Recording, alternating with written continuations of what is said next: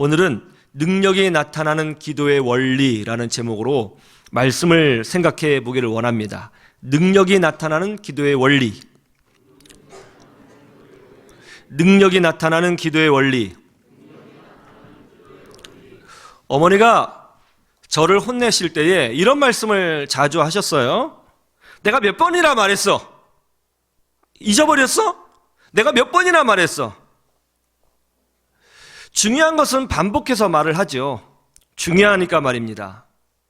학교 선생님들이 수업을 진행할 때에 반복하는 말씀이 있습니다. 그것은 뭐예요? 중요한 거죠. 중요하니까 반복하는 것입니다. 예수님께서도 반복해서 하신 말씀이 있어요. 성경에 반복되어 기록된 말씀이 있습니다. 그것이 뭘까요? 마가복음 11장 23절이죠. 한번 아까 봤지만 다시 한번 보도록 하겠습니다. 11장 23절 같이 볼까요? 시작. 내가 진실로 너희에게 이르노니 누구든지 이 산더러 들리어 바다에 던져지라 하며 그 말하는 것이 이루어질 줄 믿고 마음에 의심하지 아니하면 그대로 되리라. 예, 이 말씀은 이겁니다. 예수님께서 무화과나무를 저주하셨죠. 무화과나무가 있는데 잎사귀가 무성했습니다. 무화과나무는 잎사귀가 무성하면 을에 열매가 있기 마련이죠. 열매가 있을 거라고 기대했습니다. 물론 때는 아니었지만 잎사귀가 무성했기 때문에 열매가 있을 거라고 생각했습니다. 그런데 열매가 없는 거예요. 이것은 바로 열매 없는 신앙생활을 하는 이스라엘 백성을 비유한 것이죠. 열매 없이 신앙생활하는 현대 그리스도인들을 비유한 것이죠. 예수님이 그 무화과나무를 저주하셨어요. 그 다음날 제자들과 함께 또 그 무화과나무를 지나가게 되었는데 웬일이에요? 그 무화과나무가 저주를 받아 바짝 말라 있는 거예요. 제자들이 깜짝 놀랐습니다. 주님, 이것이 어떻게 된 일입니까? 그때 우리 주님께서 이런 말씀을 해 주신 거죠. 산을 옮기는 믿음이 있다. 이 산더러 명하여 들려 바다에 빠지라 하면 너희가 믿으면, 기도하면 정말 그런 일이 일어난다. 그런 믿음이 있다. 이렇게 말씀을 해 주신 거예요. 그러니까 결국 열매가 없는 믿음이란, 열매가 없는 신앙이란 뭐예요? 예, 진정한 믿음이 아닌 신앙을 말하는 거죠. 이 말씀을 자주 하신 거예요. 보면은 자, 마태복음 17장 20절도 한번 찾아볼까요? 마태복음, 오늘은 좀 성경을 좀 찾겠습니다. 마태복음 17장 20절을 가보시면 산이 옮겨지는 믿음에 대해서 우리 주님께서 말씀하셨어요. 마태복음 17장 몇 절이요? 20절 같이 보시죠. 시작.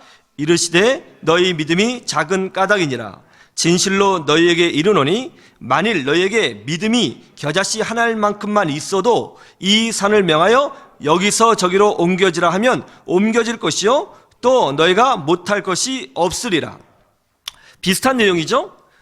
산이 옮겨지는 믿음, 산이 옮겨지는 기도에 대해서 설명하고 있어요. 그런데 이 말씀은 어떤 배경에서 나왔냐면 제자들이 귀신 들린 아이의 질병을 치유해 주지 못했습니다. 아이에게 귀신이 들어갔어요. 아버지가 아이를 데리고 왔습니다. 그런데 예수님은 그때 변화산 위에 계셨거든요. 제자들만 남아서 그 아이 속에 들어간 귀신을 쫓아내려고 했는데 실패했어요. 왜 이런 일이 벌어졌는가? 거기에 대해서 우리 주님이 답변을 주신 거예요. 믿음이 겨자씨 하나만큼만 있으면 산이 옮겨지는 능력이 나타난다. 전혀 다른 배경에서 똑같은 말씀을 하셨어요. 전혀 다른 배경이죠. 아까는 무화과 나무를 저주하는 상황에서의 산이 옮겨지는 말씀을 하셨고, 지금은 아이 속에 들어간 귀신을 쫓아내는 과정에서의 산이 옮겨지는 믿음을 말씀하셨어요. 그러니까는 전혀 다른 상황에서 비슷한 말씀을 하셨다는 것은 무슨 의미냐면 예수님께서 산이 옮겨지는 믿음에 대해서 아주 자주 반복적으로 제자들에게 하셨다는 거죠. 여러 상황에서. 성경은 이것을 매우 강조하고 있어요. 또 한번 볼까요? 마태복음 21장 21절 21장 21절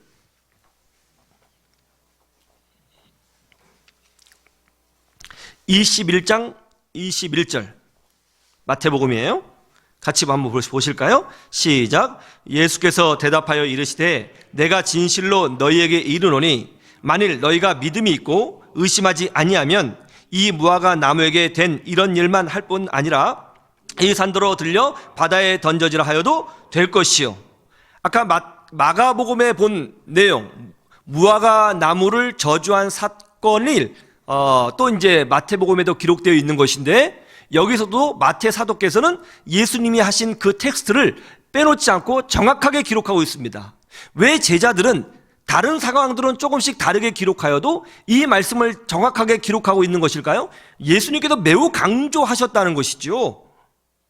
고린도전서 13장 2절을 볼까요? 고린도전서 13장 2절.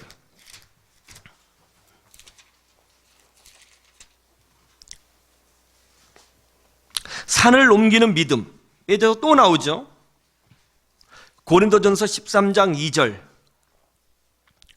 같이 볼까요? 시작. 내가 예언하는 능력이 있어 모든 비밀과 모든 지식을 알고 또 산을 옮길 만한 모든 믿음이 있을지라도 사랑이 없으면 내가 아무것도 아니에요. 보세요.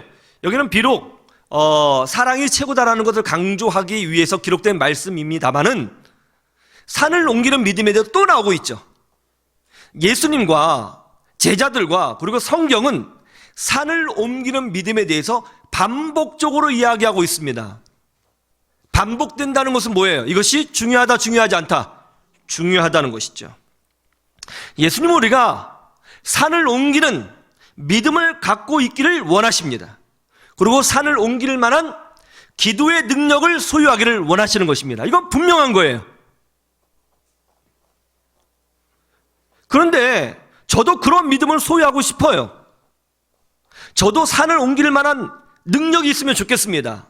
산을 옮길 만한 믿음의 능력, 산을 옮길 만한 기도의 능력이 있으면 좋겠습니다. 우리 주님께서도 그걸 원하시고 저도 원하고 있습니다. 저는 여러분도 그렇게 되기를 주님의 이름으로 축원합니다. 그런데 여기에는 중요한 영적인 원리가 있다는 것이죠. 그것이 뭡니까? 첫 번째로 내가 먼저 하나님 안으로 들어가야 된다는 겁니다. 한번 따라해 보세요. 내가 먼저 하나님 안으로 들어가라.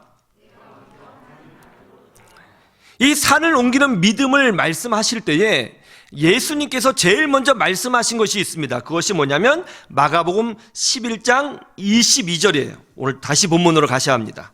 마가복음 11장 22절. 우리 주보에 있는 본문이 마가복음 11장 23절이죠. 그러니까 한 절 앞을 보면 되는 거예요. 22절 같이 볼까요? 예수께서 그들에게 대답하여 이르시되 하나님을 믿으라. 그러니까 산이 옮겨지는 믿음, 산이 옮겨지는 기도의 시작은 뭐냐면 하나님을 믿으라에서 시작되는 거예요. 여러분, 하나님을 믿는다는 것이 뭐죠? 하나님을 믿는다는 것은 하나님의 통치를 믿는 것입니다. 하나님의 주권을 믿는 것입니다. 하나님의 사랑을 믿는 것입니다. 하나님께서 모든 것의 근원이시고 하나님이 모든 축복의 근원이시고 하나님께서 예수님으로 말미암아 우리를 구원하셨다는 것을 믿는 것입니다. 그걸 믿는 거예요. 하나님의 통치를 믿는 거예요. 쉽게 말하면 하나님의 통치. 여러분, 이 세상은 마구잡이로 흘러가지 않고 하나님께서 간섭하시고 통치하시는 줄로 믿습니다. 그걸 믿는 거예요. 그런데 이걸 믿으려면 우리 자신이 먼저 하나님 안으로 들어가야 되는 거예요.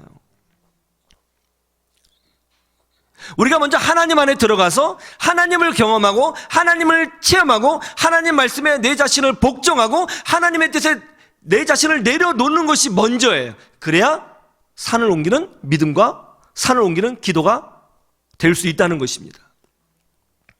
제가 목회 생활을 오래 했습니다마는 목회 생활을 통해서 제가 배운 것이 있습니다. 뭐 사람을 차별하려고 하는 것은 아니에요. 어떤 사람은 신앙생활을 10년, 20년을 했는데 느낌이 뭐냐면 세상 사람인 것 같기도 하고 아닌 것 같기도 하고 신앙이 잘하는 것 같기도 하고 안 잘하는 것 같기도 하고 애매한 분들이 있어요.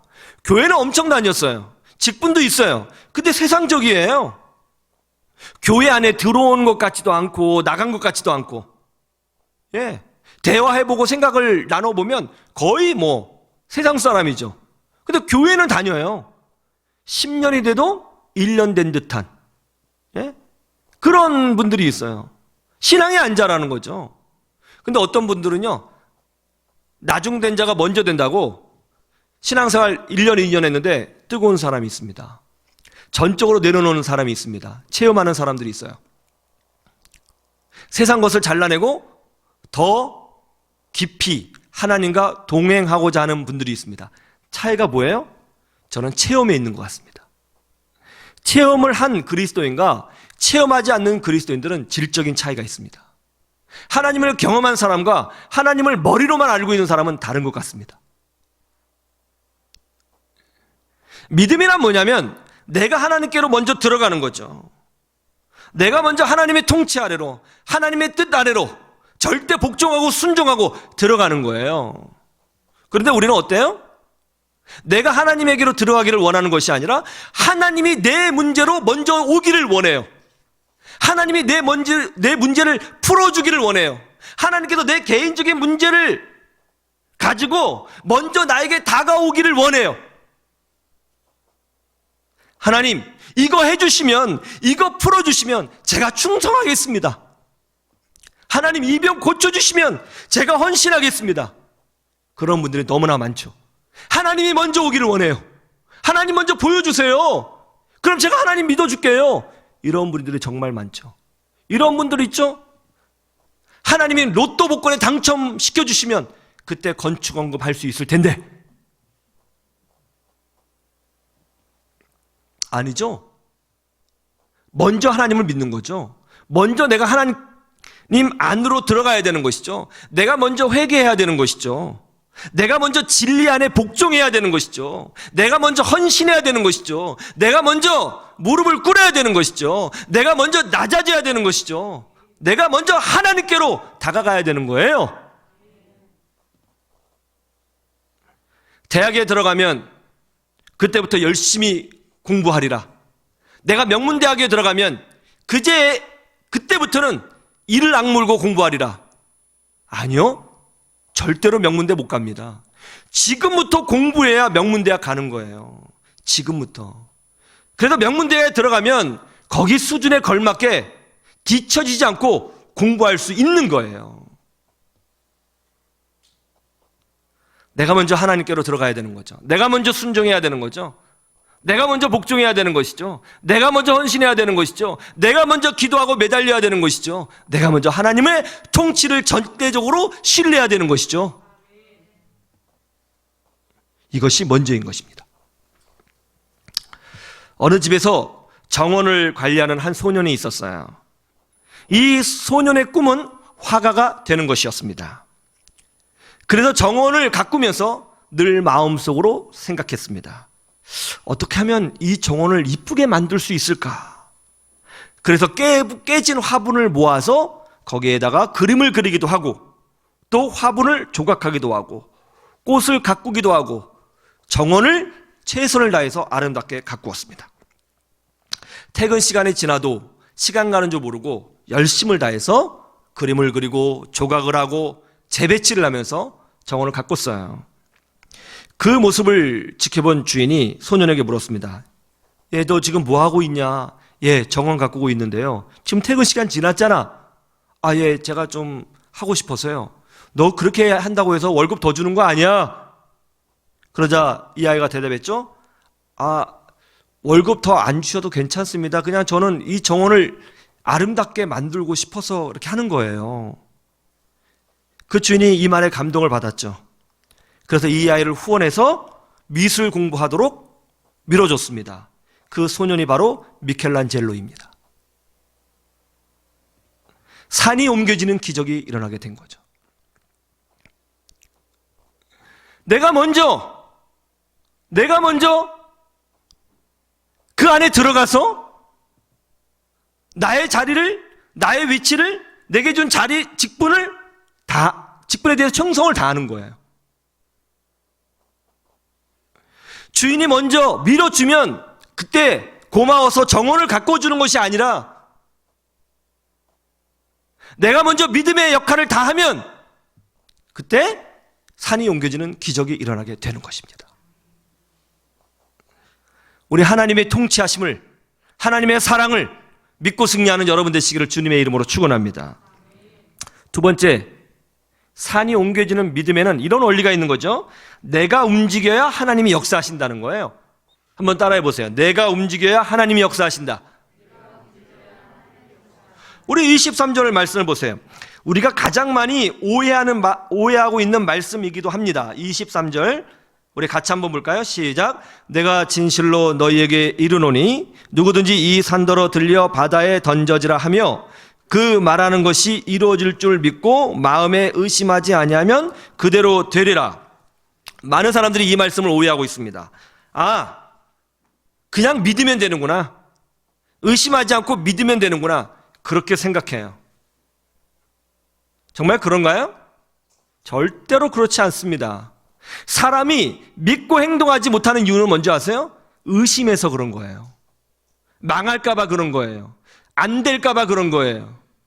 믿으면 행동하게 돼 있어요. 진짜 믿으면 의심이 없어요. 의심이 없으면 전진해요.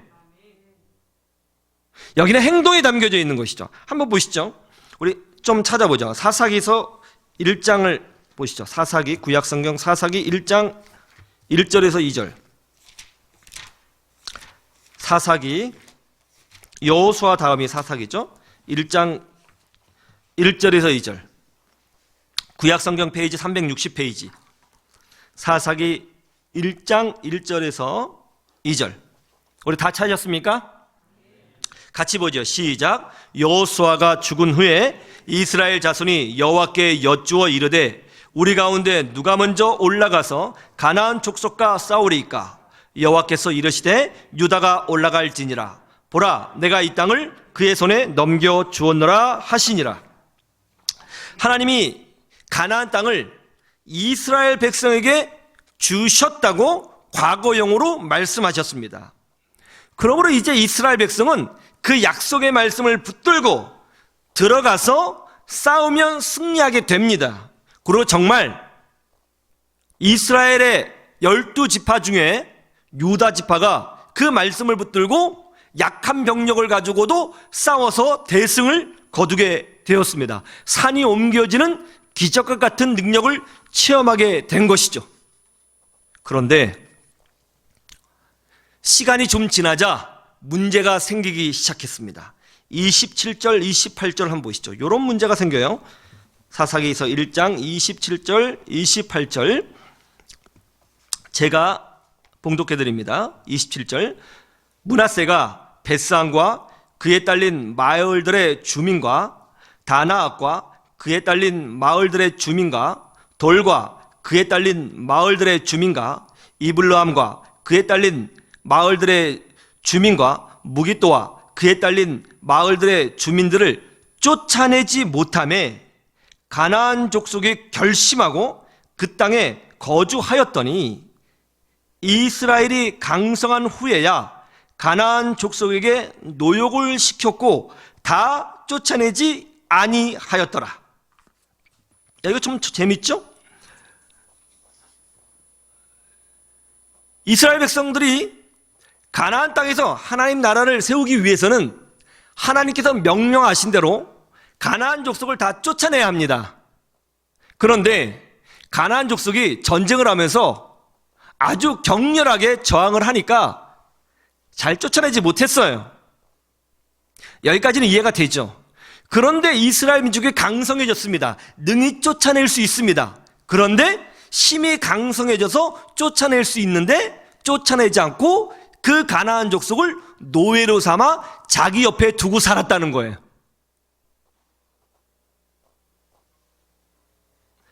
에브라임 지파도 쫓아내지 않습니다. 29절 볼까요?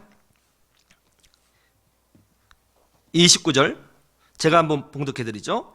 에브라임이 게셀에 거주하는 가나안 족속을 쫓아내지 못하매 가나안 족속이 게셀에서 그들 중에 거주하였더라. 에브라임도 쫓아내지 않습니다. 다 쫓아내라고 하셨거든요. 쫓아내지 않아요. 스불론 지파도 똑같죠. 스불론은 기드론 주민과 나알롤 주민을 쫓아내지 못하였으므로 가나안 족속이 그들 중에 거주하면서 노역을 하였더라. 노역을 시킬 정도면 충분히 쫓아낼 수 있다는 뜻 아닌가요? 그런데 이스라엘 백성은 아유, 못 쫓아내겠어, 이렇게 합리화하면서 가나안 족속을 쫓아내지 않았다고요. 아셀 지파도 그렇죠. 아셀이 악고 주민과 시돈 주민과 알랍과 악십과 헬바와 아빅과 르옵 주민을 쫓아내지 못하고, 아셀 족속이 그 땅의 주민 가나안 족속 가운데 거주하였으니 이는 그들을 쫓아내지 못함이었더라. 이스라엘 백성이 하나님의 뜻에 순종하여 이제 가나안 땅에 들어가게 되었습니다. 하나님이 가나안 땅을 주시겠다고 했습니다. 거기에 있는 가나안 족속을 다 쫓아내라고 명령하셨습니다. 그런데 이스라엘 백성이 쫓아내지 않고 그들을 노예로 삼아 옆에 두었다는 것이죠. 어떤 일이 벌어졌을까요? 하나님께서 이런 메시지를 주셨습니다. 2장 1절을 보시죠. 2장 1절 제가 봉독해 드립니다. 여호와의 사자가 길갈에서부터 보김으로 올라와 말하되 내가 너희를 애굽에서 올라오게 하여 내가 너희의 조상들에게 맹세한 땅으로 들어가게 하였으며 또 내가 이르기를 내가 너희와 함께한 이 언약을 영원히 어기지 아니하리니 너희는 이 땅의 주민과 언약을 맺지 말며 그들의 제단들을 헐락하였거늘 너희가 내 목소리를 듣지 아니하였으니 어찌하여 그리하였느냐. 자, 3절은 우리 사사기에서 2장 3절을 같이 한번 보죠. 시작. 그러므로 내가 또 말하기를 내가 그들을 너희 앞에서 쫓아내지 아니하리니 그들이 너희 옆구리에 가시가 될 것이며 그들의 신들이 너희에게 올무가 되리라 하였노라. 이렇게 말씀하신 거죠. 내가 이미 가나안 땅을 너희에게 주겠다고 약속했다. 그리고 너희들은 그들과 언약을 맺지 말고 그들의 종교를 받아들이지 말라고 내가 명령했다. 다 쫓아내라고 명령했다. 그러나 너희들은 내 목소리를 듣지 않고 그들을 쫓아내지 않고 노예로 옆에 끼고 있다. 너희들이 그들을 쫓아내지 않으니 나도 그들을 쫓아내지 않겠다. 너희들이 일하지 않으니까 나도 일하지 않겠다. 너희들이 도전하지 않으니까 나도 기적을 보여주지 않겠다. 너희들이 전진하지 않으니까 나도 아무것도 하지 않겠다. 정말 그렇게 말씀하고 있는 걸까요? 보시죠. 사사기 2장 21절에 이렇게 우리 주님께서 결론을 맺고 계십니다. 사사기 2장 21절 같이 볼까요? 시작. 나도 여호수아가 죽을 때에 남겨둔 이방 민족들을 다시는 그들 앞에서 하나도 쫓아내지 아니하리니. 중요한 단어가 뭐예요? 나도예요. 나도. 너희들이 하지 않으니까 나도 안 한다. 너희들이 도전하지 않으니까 나도 산을 옮기는 기적을 보여주지 않겠다. 너희들이 헌신하지 않으니까 나도 너희와 동행하지 않겠다.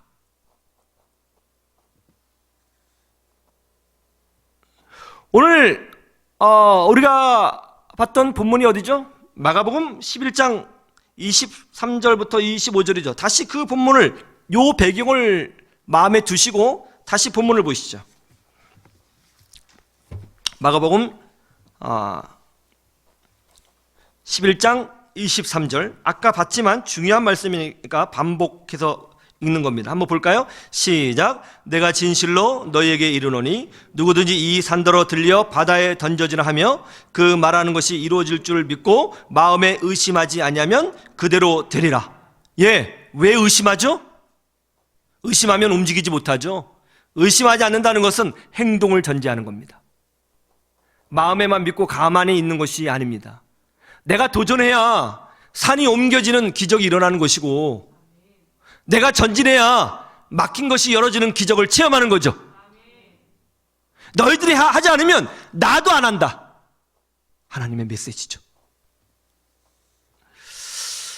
미국 흑인 영화배우 중에 윌 스미스라고 있는데 혹시 아세요? 윌 스미스. 제가 좋아하는 배우인데요. 아주 신앙이 좋습니다. 이 윌 스미스가 토크쇼에 나와서 이런 이야기를 하더라고요. 한 번은 두바이에 가서 스카이 다이빙을 하게 됐다는 겁니다. 스카이 다이빙을 이제 하게 되었는데 그 스카이 다이빙이 너무너무 무서웠대요. 비행기를 타고 두바이 상공에 올라가서 뛰어내리는 거잖아요. 고소공포증이 있어서 그 전날부터 잠이 오지 않았답니다. 너무 무서웠대요. 떨어지다가 실수로 죽으면 어떡하지? 낙하산이 안 펴지면 어떡하지? 별의별 생각이 다 들었대요. 그날 아침에 스카이 다이빙장에 가는데요, 몸이 천근만근. 이제 비행기를 타고 두바이 상공에 올라갔습니다. 심장이 뛰는데요, 막 찢어질 것 같더래요. 너무 무섭더라는 것입니다. 그때 누군가 얘기해 주더래요. 1년에 한두 번씩은 꼭 사고 난다고. 너무너무 무섭대요. 근데 이제 자기를 붙잡아주는 전문가가 자기 뒤에서 자기를 안고 있고, 이제 그 사람과 함께 이제 뛰어내리는데 그렇게 얘기하더라는 거예요. 막 가슴이 뛰고 막 정신이 어지럽고 비행기로 땅 아래를 보는데 못 뛸 것 같더랍니다. 근데 그런데요, 하나 둘 셋 하면 이제 뛰어내리세요, 저희가 밀어드리겠습니다 그러더래요.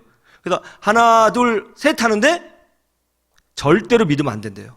하나 둘에 밀어버린답니다. 왜냐하면 셋 하면 붙잡고 있을 테니까. 하나 둘 할 때 확 밀어버리더래요. 확 떨어지는데요, 죽을 수도 있겠다 하는 공포감이 오면서 심장이 쫙 쪼그라들더랍니다. 너무너무 무서웠대요. 그런데 그런 공포감은 딱 3초. 3초가 딱 지나니까 세상이 너무 아름답게 보이더라는 거예요. 무서움과 두려움은 하나도 없고요, 너무너무 세상이 아름답고요, 너무너무 즐겁고요, 너무너무 행복하더라는 거예요. 그러면서 윌 스미스가 그러더라고요. 하나님은 항상 기쁨과 행복을 두려움이라고 하는 벽 뒤에 두셨구나.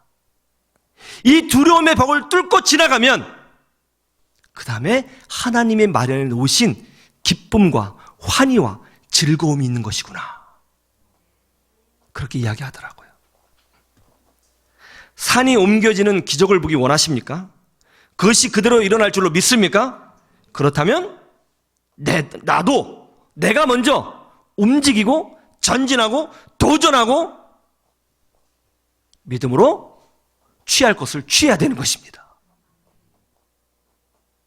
예수 그리스도의 말씀이 여러분에게 현실이 되기를 주님의 이름으로 축원합니다. 어떻게 하면 산이 옮겨지는 능력이 나타나는가? 세 번째 원리는 이거죠. 사랑이 동기가 될 때 능력이 나타난다는 거예요. 한번 따라해 보세요. 사랑이 동기가 될 때 능력이 나타난다. 오늘 본문 25절 말씀을 보죠. 25절, 이 말씀도 상당히 문맥상 흥미롭습니다. 25절 시작. 서서 기도할 때에 아무에게나 혐의가 있거든 용서하라. 그리하여야 하늘에 계신 너희 아버지께서도 너희 허물을 사하여 주시리라 하시니라. 여러분, 성경을 읽을 때는 제일 중요한 것이 한 절만 보면 안 되고 문맥으로 봐야 됩니다. 이 문맥 속에서 이 문장의 의미와 단어의 의미가 무엇인지를 정확하게 분별할 수 있어야 됩니다. 그런데 문맥상 보면 25절 말씀은 너무 뜬금없는 말씀인 것 같아요. 지금 기도와 믿음을 강조하셨습니다. 믿음으로, 기도로 산이 옮겨지는 능력을 강조하셨어요. 그러면 25절 말씀에는 어떤 내용이 나와야 되죠? 그렇게 믿음으로 간구했더니, 그렇게 믿음으로 기도했더니 정말 그런 역사가 나타났다. 그러므로 너희는 끝까지 믿어라. 이렇게 격려하는 말씀이 나와야 되는데 그거하고는 전혀 상관이 없는 용서와 사랑에 대해서 말씀하고 있어요. 이 무슨 의미일까요? 산이 옮겨지는 능력을 말씀하시면서, 기도를 말씀하시면서 누구에게나 혐의가 있거든 용서해라, 사랑해라, 그렇게 말씀하세요. 왜 문맥에도 맞지 않는 말씀이 있는가? 여기에는 이런 메시지가 있는 것이죠. 용서와 사랑이 목적이 된 기도를 할 때 산이 옮겨지는 기적이 일어난다는 것입니다. 너희들이 기도하고 있느냐? 너희들에게 뭐 어떤 꿈과 비전이 있느냐? 그것이 사랑이 동기가 되지 않으면 능력이 나타나지 않는다. 이 말씀을 예수님께서 제자들에게 하신 목적은, 가장 중요한 건 뭐냐면 예수 공동체를 향한 말씀이었습니다. 예수 공동체. 예수 공동체가 오늘날의 교회이죠. 여러분, 공동체를 가장 복되게 하는 키워드가 뭐죠? 그것은 바로 용서입니다. 용서. 용서가 흔한 교회는, 흔한 공동체는 행복하고 성장하며 또 그 안에서 생명이 태어나고 생명이 자라납니다. 여러분의 가정을 한번 생각해 보십시오. 가정은 용서 공동체 아닙니까? 여러분의 자녀를 양육할 때를 생각해 보십시오. 자녀를 양육할 때 가장 큰 키워드는 용서 아닌가요? 허물을 덮어줌, 부족함을 가리워줌, 자녀의 부족함을 내가 대신 메꾸어줌 아닌가요? 공동체를 공동체답게 하는 것은 바로 용서와 사랑이죠. 언제 산이 옮겨지는 역사가 일어나는가? 언제 불가능한 것이 가능케 되는 기적을 체험할 수 있는 것인가? 공동체, 그리고 그 안에 있는 사람들을 사랑하고 그들을 용서하고 교회를 복되게 하려는 마음으로 하나님의 영광을 위하여 마음을 품고 기도하고 전진할 때 산이 옮겨지는 기적이 일어나게 된다는 것입니다. 사랑이 동기가 될 때 그런 기적이 일어나게 된다는 것이죠. 그런데 얼마나 많은 사람들이 이런 것은 하나도 없고 자기 개인의 욕심과 목적을 위해서만 기도하고 있습니까? 여러분, 자기 혼자 잘 먹고 잘 살기 위해서 사업하는데 그것을 하나님께서 응답해 주실 이유가 있어요? 나 혼자 입심양령하기 위해서 열심히 공부하는데 내 순전히 개인적인 목적과 욕심을 위해서 공부하겠다는데 거기에 하나님께서 응답하시고 도우시고 복을 내려주실 이유가 있습니까? 하나님의 영광을 위하여, 주의 몸된 교회를 위하여, 생명을 살리기 위하여, 연약한 자를 돕기 위하여, 예수 그리스도의 마음을 표현하기 위하여 내가 공부하고 사업하고 돈을 벌고 할 때에 하나님께서 산이 옮겨지는 기적을 보여주시는 것입니다. 그렇지 않나요?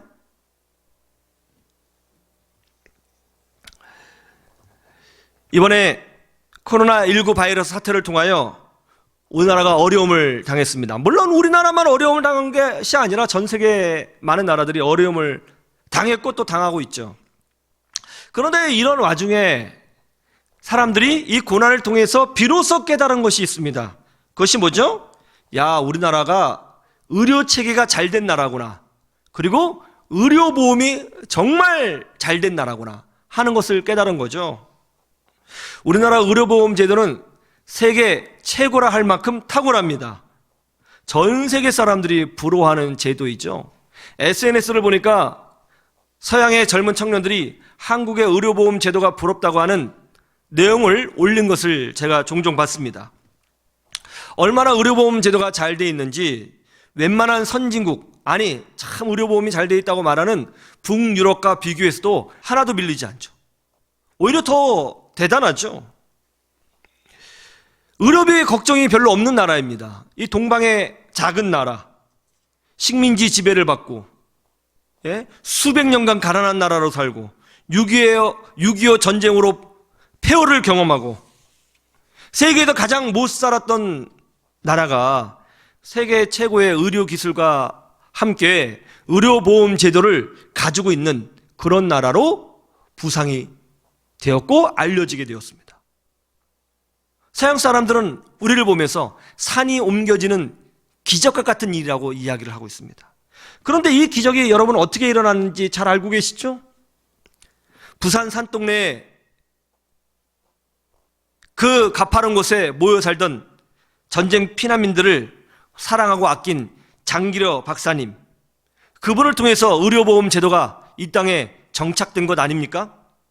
돈이 없어서 병원에 가지 못하는, 돈이 없어서 제대로 치료받지 못하는 그들을 보고 가슴이 아파서 한국 최초로 그 동네 사람들만 적용해서 의료보험 조합을 세워 의료보험 제도를 실시한 거예요. 그것이 바로 청십자 의료보험 조합이죠. 근데 그 어려웠던 사람들이 이 의료보험 조합을 통해서 큰 돈 들이지 않고 쉽게 병원에서 치유받을 수 있도록 한 것입니다. 그리고 장기려 박사님은 꿈을 꾸었죠. 이 의료보험 제도가 대한민국 전체에 퍼져서 한국에서는 돈이 없어서 치료받지 못하고 죽는 사람들이 없기를, 그리고 이것을 통해서 사람들이 예수 그리스도의 사랑을 알기를 위해서 기도했어요. 그런데 정말 그런 일이 벌어졌죠. 1989년 7월 달에 정부에서 이 의료보험 조합을 그대로 인수하게 되고 그 의료보험 조합을 기반으로 해서 그 시스템 그대로 대한민국의 전체에 적용하여 대한민국의 의료보험이라는 제도가 확립되게 된 것입니다. 사랑이, 생명을 살리겠다고 하는 그 마음이 산을 옮기는 기적을 만들어낸 것입니다. 이렇게 공동체를 사랑하고 생명을 사랑하고 하나님의 영광을 위해서 살고자 할 때에 정말 산이 옮겨지는 기적이 일어날 수 있다고 오늘 예수님께서 우리에게 말씀하고 계시는 것입니다. 하나님을 사랑하고 교회를 사랑하고 생명을 살리기 위해서 사업하십시오. 산이 옮겨지는 기적이 일어나게 될 것입니다. 교회를 세우기 위해서 공부하세요. 산이 옮겨지는 기적을 체험하게 될 것입니다. 영혼을 살리기 위해서 자녀를 양육하세요. 여러분 자녀에게 하나님께서 솔로몬의 지혜와 다윗의 믿음을 부어주실 것입니다. 하나님의 뜻을 이루기 위해서 여러분의 자녀를 놓고 기도하십시오. 진로의 문이 열어질 것입니다. 안 된다고 하는 것, 산이 옮겨지는 기적이 일어나게 될 것입니다. 왜냐하면 그렇게 기도하는 순간 그 일은 여러분의 개인 일이 아니고 하나님의 일이 되기 때문에 그런 것입니다. 여러분의 믿음을 통해서 큰 역사가 일어나기를 주님의 이름으로 축원합니다. 끝으로 믿음이 큰 사람은 크게 체험할 것이요, 믿음이 작은 사람은 작게 체험하게 될 것입니다. 믿음으로 승리하여 체험하시고 더 많이 하나님을 경험하셔서 간증거리가 풍성한 인생들이 되시기를 주님의 이름으로 축원합니다. 축원합니다. 기도하겠습니다. 좋으신 우리 아버지 하나님, 어려운 때에 저희들의 신앙과 믿음을 붙들어 주셔서 오늘도 주의 전에 나와 예배하며 기도할 수 있도록 은혜와 복을 베풀어 주시오니 감사드립니다. 산이 옮겨지는 믿음을 아버지 우리에게 허락하여 주시옵시고, 아버지 하나님이 먼저 주님 앞에 무릎을 꿇고 믿음으로 도전하고 또 하나님의 영광을 위하여 살게 하여 주셔서 모든 사람이 안 된다고 불가능하도 하지만은 하나님의 간섭하심으로 말미암아 산이 옮겨지는 기적을 체험하는 인생들이 되어줄 수 있도록, 저희들이 되어줄 수 있도록 저희들의 믿음을 붙들어 주시옵소서. 오늘도 영상으로 예배하는 주의 백성들이 있습니다. 더 큰 믿음으로 하나님 앞에 전진케 하여 주시옵시고 가정마다 평강 허락하여 주시옵시며, 바이러스가 창궐하는 때에 우리 희망을 노래하는 교회에 속한 주의 성도들은, 주의 백성들은 한 명도 바이러스에 걸리지 아니하고 강건하여 주의 은혜와 보호하심을 누릴 수 있도록 복을 더하여 주시옵소서.